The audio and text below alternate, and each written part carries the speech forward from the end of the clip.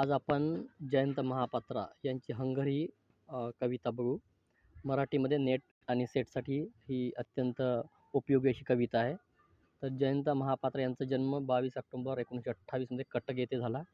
त्यांची जी हंगर ही कविता आहे ही 1978 मध्ये पब्लिश झाली. तर आपण आता कवितेवर येऊ यांच्या. हंगर.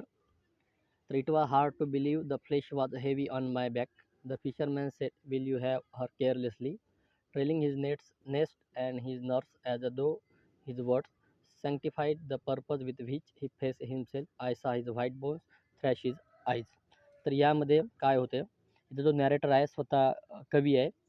तर एक फिशरमॅन असतो, तो येतो नॅरेटरकडे आणि खूप गरीब असतो. तर तो नॅरेटरला म्हणतो की मला पैशाची गरज आहे, त्या बदल्यात मी तुम्हाला माझी मुलगी देऊ करत आहे. जे लैंगिक भूक भागविण्यासाठी जो हंगर हा त्यांचा कवितेचा जो हेडिंग आहे त्याला अनुसरून इथं ते बोलले आहेत. त्यानंतर I follow him across the spoiling sands, my mind thumping in the fleshling, hope lay perhaps in burning the house I live in, silent grip my sleeves, his body cleave at the froth, his old nest and only grabbed up for the seas. तर आता त्यांनी जो proposal दिला आहे फिशरमॅननी, तो proposal ऐकल्यानंतर narrator तयार होतात आणि फिशरमॅन मागे चालू लागतात. तर त्यांच्या मनामध्ये हा जो काही घरापर्यंत जो प्रवासाचा वर्णन आहे किंवा त्यांच्या ज्या भावना आहेत ते इथे व्यक्त करण्यात आले आहेत. आपण ही समरी शॉर्टमध्ये पाहू. तर हे चालू लागतात. त्याच्यानंतर in the flickering dark his heart open like a wound, the winds was I and the days and nights before, palms found stretch my skin inside the shack, and oily lamp spread the house. तर जो त्यांचा घर आहे, फिशरमॅनचा जो घर आहे, ती झोपडी आहे. तर त्या घरापर्यंत ते पोहोचतात. त्यानंतर bunch to those walls over and over the sticky suit, cross the space of my mind. I heard. हां, त्याच्यानंतर नेक्स्ट स्टांजा चालू होतो. I heard him say, my daughter, she is just turned 15.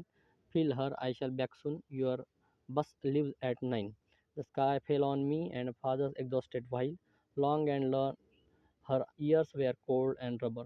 She opened her warm legs wide. I felt the hunger there. My others one, the fish slithering, turning inside. तर त्याच्या घरी पोचल्यानंतर जो father आहे fisherman, तो माहिती देतो त्या मुलीविषयी की ती मुलगी आत्ता 14 कंप्लीट करून 15व्या वर्षात तिने पदार्पण केलेले आहे. तर तिच्यासोबत तुम्ही जे लैंगिक जी तुमची गरज आहे, भूक आहे, ती भागवा आणि त्याबद्दल आम्हाला आमची भूक भागविण्यासाठी जे काही पैशाच्या संदर्भात द्यायचे आहेत ते द्या. ती मग नॅरेटर त्या मुलीकडे बघतो आणि तर पाहतो तर तिने आपले जे मांड्या आहेत त्या ओपन केलेल्या आहेत आणि त्याच वेळेस त्या नॅरेटरला असं वाटते की आता ती जी मासे आहे, माशाला कोणीतरी चिरत आहे, अशा प्रकारची फिलिंग या कवीच्या मनात येते. अशा पद्धतीची ही हंगर ही कविता आहे.